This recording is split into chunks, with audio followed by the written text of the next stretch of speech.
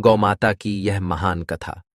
दोस्तों, एक बार देवर्षि नारद भगवान श्री कृष्ण से मिलने के लिए द्वारका नगरी में पधारते हैं। भगवान श्री कृष्ण के पास आकर नारद जी उन्हें प्रणाम करते हैं।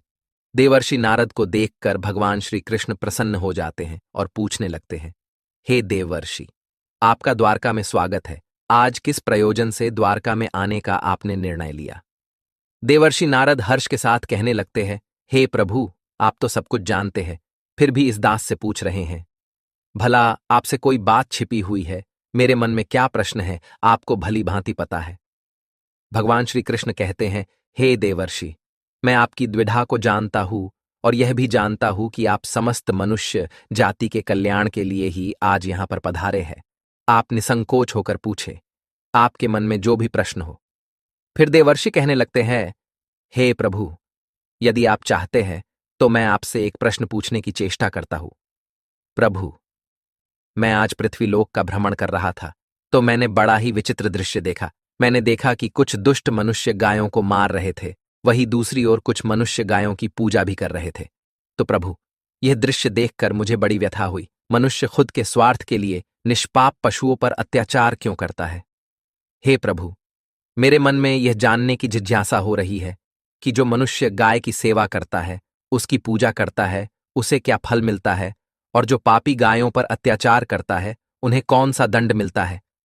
इस प्रकार से नारद जी द्वारा पूछे जाने पर भगवान श्री कृष्ण मुस्कुराते हुए कहने लगते हैं, हे देवर्षि, आपने बहुत ही उत्तम प्रश्न किया है। जो गायों को कष्ट देता है उसे तो उसके पाप कर्मों के लिए नरक में दंड अवश्य मिलता है, किंतु जो गायों की सेवा करता है उन्हें उत्तम लोकों की प्राप्ति होती है। गायों की सेवा करने से पृथ्वी लोक पर और परलोक में मनुष्य को कौन सा फल मिलता है, मैं आपको इस कथा के माध्यम से समझाता हूं। हे देवर्षि, आप इस कथा को ध्यान से पूरा जरूर सुने। इस कथा को जो भी मनुष्य सुनता है और इसका प्रचार करता है, उसके समस्त पाप नष्ट हो जाते हैं, उसे धन धान्य की प्राप्ति होती है और मृत्यु के बाद वह मेरे धाम गोलोक में जाता है।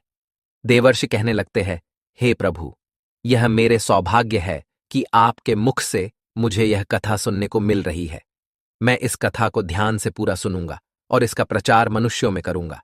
भगवान श्री कृष्ण कहते हैं, हे देवर्षि, प्राचीन काल की बात है। पृथ्वीलोक पर वैवस्वत मनु के वंश में एक दिलीप नाम के राजा हो गए हैं। महाराज दिलीप धर्म का पालन करने वाले, गुणवान, चरित्रवान तथा महापराक्रमी थे। उन्होंने धर्मपूर्वक पृथ्वी का पालन किया और अपनी प्रजा को सदैव ही प्रसन्न रखा। उनकी प्रजा सदैव उनसे संतुष्ट रहती थी। मगध देश की राजकुमारी सुदक्षिणा महाराज दिलीप की पत्नी थी। महाराज दिलीप और महारानी सुदक्षिणा बड़ी ही प्रसन्नता से रहने लगे थे, किंतु अनेक वर्ष बीत जाने के बाद भी महारानी के गर्भ से कोई संतान नहीं हुई। तब महाराज दिलीप एकांत में बैठकर सोचने लगे कि मैंने कभी कोई पाप नहीं किया है और मैंने सदैव ही धर्म के मार्ग पर चलकर ही सभी कार्य किए हैं, फिर भी मेरे किस दोष के कारण मुझे संतान प्राप्ति नहीं हो रही है। इतना सोचकर वे बहुत चिंतित हो गए। फिर उनके मन में एक विचार आया कि इस समस्या का समाधान केवल गुरु वशिष्ठ जी ही कर सकते हैं। वे ही मुझे मेरे दोष के बारे में बताएंगे और पुत्र प्राप्ति के लिए कोई उपाय बताएंगे। इतना सोचकर महाराज दिलीप अपनी पत्नी के साथ गुरु वशिष्ठ जी के आश्रम पर पहुंच गए। आश्रम पर वशिष्ठ जी नित्य कर्म, ध्यान आदि कार्य समाप्त करके अपनी पत्नी अरुंधति के साथ बैठे हुए थे। उसी समय महाराज दिलीप रानी के साथ उनके पास जाते हैं और उनका दर्शन करते हैं। वशिष्ठ जी ने महाराज दिलीप का स्वागत किया और उनकी पत्नी अरुंधति ने महारानी का स्वागत किया और उनका कुशल मंगल पूछते हुए उन्हें आशीर्वाद दिया। वशिष्ठ जी महाराज दिलीप से कहने लगे, हे राजन, सब कुशल मंगल तो है ना? आप और महारानी का आज अचानक वन में मेरी कुटियाओं में पधारने का क्या प्रयोजन है? किस कारण से एक महान सम्राट को अपना राजपाट छोड़कर इस वन में आना पड़ा? इक्ष्वाकु कुल के सभी राजा महाराज पुत्र उत्पन्न करके उन्हें अपना राज्य सौंपकर तपस्या करने के लिए वन में आते हैं, किंतु आप अभी भी जवान हैं। आपने अभी अभी राज्य का कार्यभार संभाला है। आपने अभी तक पुत्र भी उत्पन्न नहीं किया है, फिर आप ऐसे अपना राजपाट छोड़कर वन में क्यों चले आ गए? ये आप जैसे महान सम्राट को शोभा नहीं देता है। फिर महाराज दिलीप कहते हैं, हे महर्षि, मैं आपके यहां पर तपस्या करने के लिए नहीं आया हूं। गुरुदेव, मैं आपके पास सहायता मांगने के उद्देश्य से आया हूं। कृपया आप मेरी सहायता कीजिए, मैं बहुत दुख में हूं। फिर महर्षि अगस्त्य कहते हैं, हे राजन, आपके जैसे महान सम्राट को भला किस बात की सहायता चाहिए? आप तो स्वयं सभी की रक्षा एवं सहायता करने में सक्षम हैं। महाराज दिलीप कहते हैं, हे गुरुदेव, मैं आपके पास यह जानने के लिए आया हूं कि किस दोष के कारण मुझे अभी तक पुत्र की प्राप्ति नहीं हुई है। कृपया आप अपनी दिव्य शक्ति से जानकर मुझे मेरा दोष बताइए और उस दोष के निवारण के लिए उपाय भी अवश्य बताइए। पुत्र के बिना मेरा जीवन व्यर्थ हो जाएगा, मुझे मुक्ति नहीं मिलेगी। तब महर्षि अगस्त्य कहते हैं, हे राजन, ये तो आश्चर्य की बात है, मैं अवश्य आपकी सहायता करूंगा। फिर महर्षि अगस्त्य अपनी दिव्य दृष्टि से महाराज के भूतकाल को देखने लगते हैं, तो उन्हें राजा की एक भूल के बारे में पता चलता है। महर्षि अगस्त्य महाराज से कहते हैं, हे राजन, आपसे एक बड़ी भूल हुई है जिसका आपको ज्ञान नहीं है। जब आप इंद्रलोक में देवराज से मिलकर लौट रहे थे, तभी मार्ग में एक कल्प वृक्ष के नीचे खड़ी गाय और उसके बछड़े को आपने दुर्लक्ष्य कर दिया था। वह गाय और उसका बछड़ा अत्यंत भूखे और कष्ट में थे। आपने उस कामधेनु गाय को ना भोजन कराया और ना ही उसे नमस्कार किया। उस गाय ने आपसे सहायता भी मांगी, किंतु आप अपनी प्रसन्नता में खोए हुए थे और आपको उस गाय की पुकार भी सुनाई नहीं दी। आपकी कृतज्ञता को देखकर वह गाय अत्यंत दुखी हुई और उसने आपको श्राप दे दिया है। हे राजन, जो मनुष्य गाय को कष्ट में देखकर उसकी सहायता नहीं करता, भूखी गौ माता को भोजन नहीं कराता, उसे तो महापाप लगता है और उसी गाय के श्राप के कारण आपकी कोई संतान नहीं है। इस प्रकार से महर्षि अगस्त्य ने महाराज दिलीप को उनके दोष के बारे में बता दिया, जिसे सुनकर महाराज बहुत दुखी हुए और पश्चाताप करते हुए कहने लगे, हाय, ये मैंने क्या कर दिया? मुझ पर धिक्कार है। मेरी ही मूर्खता के कारण एक गाय को और उसके कोमल बछड़े को इतना दुख सहन करना पड़ा। मुझे तो अब राजा बने रहने का भी अधिकार नहीं है। महाराज महर्षि अगस्त्य से कहते हैं, हे गुरुदेव, मैं अपनी इस भूल को सुधारना चाहता हूं। कृपया आप ही मुझे कोई उपाय बताइए जिससे मैं इस घोर पाप से मुक्ति पा सकूं। मेरा अपराध क्षमा के योग्य नहीं है, किंतु फिर भी मैं प्रायश्चित करना चाहता हूं। फिर महर्षि अगस्त्य कहने लगते हैं, हे राजन, आप दुखी ना हो, इस दोष से मुक्ति का उपाय अवश्य है। आप मेरे आश्रम की नंदिनी नाम की गाय की सेवा करो। वह उसी कामधेनु गाय की पुत्री है जिसकी आपने सहायता नहीं की थी। अपनी पत्नी के साथ मिलकर तुम उस गाय की सेवा करो, उसकी आराधना करो, वह तुम्हें अवश्य पुत्र प्रदान करेगी। तभी वह नंदिनी गाय बाहर से उस आश्रम में प्रवेश करती है। उस गाय को आता देखकर महर्षि अगस्त्य बोले, हे राजन, देखिए, केवल स्मरण करने मात्र से ही कल्याण करने वाली यह नंदिनी गाय स्वयं चलकर आई है। आप भाग्यशाली हैं, यह गाय निश्चित ही आपके दुख दूर करेगी। आप वन में इस नंदिनी गाय के पीछे पीछे चलकर इसकी सेवा करो, जंगल में रहने वाले हिंस्र पशुओं से इसकी रक्षा करो और आश्रम में लौट आने पर रानी सुदक्षिणा इस गाय की सेवा करे। इससे प्रसन्न होकर यह गाय तुम्हें निश्चित ही पुत्र प्रदान करेगी। फिर महाराज दिलीप ने ऐसा ही करने का वचन दिया और फिर दूसरे दिन सुबह महारानी ने गाय की पूजा की और महाराज उस गाय को चराने के लिए वन में लेकर गए। जब वह गाय चलने लगती तो महाराज उसके पीछे पीछे चलते, इधर उधर से हरी हरी घास लाकर उस गाय को खिलाने लगते। जब वह गाय किसी वृक्ष के नीचे बैठती तो महाराज भी उसके साथ बैठकर विश्राम करते। महाराज उस गाय के शरीर से डांस और मच्छरों को हटाते और अपने हाथों से उसके मस्तक को सहलाते। इस प्रकार से महाराज उस गाय की सेवा में लगे रहे। जब शाम हुई तो महाराज उस गाय के साथ आश्रम में लौट आए। आश्रम में पहुंचते ही उस गाय ने अपने खुरों से महाराज पर धूल उड़ाई, जिससे महाराज का शरीर पवित्र हो गया और उसके सभी पाप नष्ट हो गए। फिर महारानी सुदक्षिणा ने आगे आकर नंदिनी की अगवानी की और विधिपूर्वक उस गाय का पूजन किया तथा बारंबार उसके चरणों में मस्तक झुकाया। फिर उस गाय की प्रदक्षिणा करके हाथ जोड़कर वह उसके आगे खड़ी हो गई।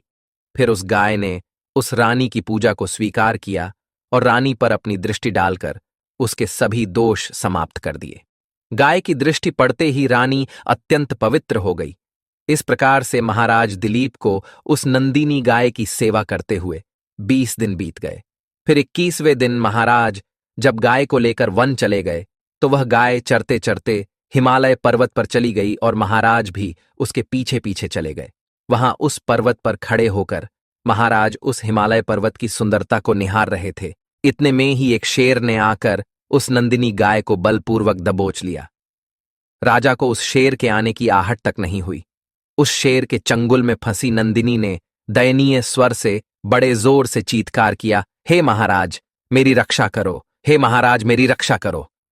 जैसे ही महाराज ने उस गाय की पुकार सुनी तो उन्होंने देखा कि एक भयंकर शेर ने उस गाय को दबोच लिया है और उस गाय की आंखों से आंसुओं की धारा बह रही है, जिसे देखकर महाराज व्यथित हो उठे और उन्होंने तुरंत ही अपना बाण निकाला और धनुष की डोरी पर रखा और उस शेर को मारने के लिए प्रत्यंचा खिंची। उसी समय उस शेर ने महाराज की तरफ देखा। उस शेर की दृष्टि पड़ते ही महाराज का शरीर स्तब्ध हो गया, उनकी शक्ति क्षीण हो गई, उनका सारा बल नष्ट हो गया। अब उनके अंदर उस बाण को छोड़ने की भी शक्ति नहीं रही। फिर वह शेर उस महाराज से बोलने लगा, हे राजन, मेरे ऊपर प्रहार करना तुम्हारे बस की बात नहीं है, क्योंकि भगवान शिव मेरी ही पीठ पर पैर रखकर नंदी पर बैठते हैं। इसीलिए तुम मुझे मारने की चेष्टा मत करो और यहां से लौट जाओ। विधाता ने इस गाय को आज मेरा ग्रास नियुक्त किया है, इसीलिए तुम इसमें दखल मत दो। मैं जानता हूं तुम सूर्यवंश में जन्मे हुए राजा दिलीप हो। इस हिमालय पर्वत पर भगवान शिव की बड़ी माया फैली हुई है, इसीलिए तुम तुरंत ही यहां से निकल जाओ। फिर महाराज बोलने लगे, हे मृगराज, कृपया आप इस गाय को ना मारे। यह महर्षि वशिष्ठ जी की संपूर्ण मनोरथों को पूर्ण करने वाली नंदिनी गाय है। इसकी हत्या करने पर तुम्हें महापाप लगेगा। गुरुदेव ने मुझे इस गाय की रक्षा और सेवा करने का आदेश दिया है। इस गाय का एक बछड़ा भी है जो घर पर इसकी राह देख रहा है। मैं इस गाय को मरने के लिए छोड़कर नहीं जा सकता। तुम भगवान शिव के सेवक हो, इसीलिए तुम्हारे हाथ से इस गाय को छुड़ाना मेरे लिए असंभव है। इसीलिए हे मृगराज, मेरी आपसे विनती है कि आप इस गाय को जीवनदान दो। इस गाय के बदले में मैं तुम्हें अपना शरीर समर्पित करता हूं, जिससे तुम्हारी भूख भी शांत हो जाएगी और इस गाय की रक्षा भी हो जाएगी और मेरे वचन का पालन भी हो जाएगा। साथ ही गौ रक्षा के लिए प्राण त्यागने से मुझे उत्तम गति की प्राप्ति होगी। इतना कहकर महाराज उस शेर के सामने हाथ जोड़कर बैठ गए और आंखें बंद की। फिर अचानक से उस राजा के कानों में स्वर पड़े, बेटा उठो, मैं तुम्हारी सेवा से अत्यंत प्रसन्न हूं। यह सुनकर महाराज उठ खड़े हुए और उन्होंने अपने सामने उस गाय को देखा और वह शेर कहीं दिखाई नहीं दे रहा था। तब वह नंदिनी गाय राजा दिलीप से कहने लगी, हे राजन, मैंने ही अपनी माया से शेर का रूप धारण करके तुम्हारी परीक्षा ली है। यमराज भी मुझे पकड़ने का विचार नहीं कर सकते। मेरी रक्षा के लिए तुम अपने प्राण देने के लिए तैयार थे, इसीलिए मैं तुम पर बहुत प्रसन्न हूं। अब तुम मुझे वरदान मांगो, जो तुम्हारी मनोकामना है वह कहो, मैं अवश्य पूर्ण करूंगी। महाराज दिलीप कहते हैं, हे गौ माता, मेरे मन में जो इच्छा है आप वह अवश्य जानती होंगी। कृपया मुझे पुत्र प्रदान कीजिए, मेरी यही कामना है। फिर उस नंदिनी गाय ने कहा, हे बेटा, तुम पत्ते के द्रोण में मेरा दूध लेकर उसका पान करो, इससे तुम्हें अत्यंत बुद्धिमान और गुणवान पुत्र की प्राप्ति होगी। महाराज दिलीप कहने लगे, हे माता, इस समय पर मैं आपके मधुर वचन सुनकर ही तृप्त हो चुका हूं। अब आप मेरे साथ आश्रम पर चलिए और मैं आपकी पूजा आराधना करके तथा मेरे अनुष्ठान को पूरा करके आपके अमृत समान दूध का पान करता हूं। उसके बाद महाराज दिलीप उस गाय को लेकर आश्रम चले गए। आश्रम में पहुंचने पर महारानी सुदक्षिणा ने आगे आकर उस गाय का पूजन किया। तब उस गाय ने कहा, हे महारानी, आप मेरी पीठ को स्पर्श करें, इससे आपको अत्यंत गुणवान, बलवान और विद्वान पुत्र की प्राप्ति होगी। फिर महारानी ने गाय की पीठ को स्पर्श किया। महाराज और महारानी ने उस गाय की विधिवत पूजा आराधना की और उनके अमृत के समान दूध को प्रसाद समझकर ग्रहण किया। उन दोनों की प्रसन्नता देखकर महर्षि वशिष्ठ कहने लगे, हे राजन, अब यह गाय तुम दोनों पर प्रसन्न है, तुम्हारी मनोकामना अवश्य पूर्ण होगी। जो भी मनुष्य गाय की सेवा करता है, उसे भोजन कराता है, उसकी प्रदक्षिणा करता है, उसके सभी मनोरथ सफल होते हैं। जो भी गाय की रक्षा करता है उसकी कभी दुर्गति नहीं होती है। मृत्यु के बाद वह गोलोक में जाता है और भगवान श्री कृष्ण के साक्षात दर्शन करने का सौभाग्य उसे प्राप्त होता है। जो श्रद्धापूर्वक गाय का दूध पीता है वह सभी रोगों से दूर रहता है। जो गाय की पीठ पर जो कुबड़ होता है उसे स्पर्श कर लेता है, उसके सभी दोष और पाप नष्ट हो जाते हैं। जो गाय का दान करता है वह वैतरणी नदी को गाय की पूंछ पकड़कर पार कर लेता है। जो स्त्री रोज गाय को रोटी खिलाती है वह सौभाग्यशाली बन जाती है। गाय समस्त पापों का नाश करने वाली और सभी मनोरथों को पूर्ण करने वाली है। अतः सदैव इसका रक्षण, पूजन तथा इसे भोजन कराना चाहिए। इतना करने से ही मनुष्य सभी ऐश्वर्यों को प्राप्त कर लेता है, उसकी दरिद्रता समाप्त हो जाती है। फिर भगवान श्री कृष्ण कहते हैं, हे देवर्षि, इस प्रकार से महाराज दिलीप द्वारा गाय की सेवा करने से उन्हें एक पुत्र की प्राप्ति हुई जिसका नाम रघु रखा गया, जिसके नाम से इस पृथ्वी पर सूर्यवंश की ख्याति हुई और बाद में उसका वंश रघुवंश नाम से प्रसिद्ध हुआ। तो दोस्तों, आप भी नित्य गाय की सेवा करें, रोज गाय को रोटी खिलाए, गाय की रक्षा करें। आपको यह कथा कैसी लगी कमेंट करके जरूर बताएं।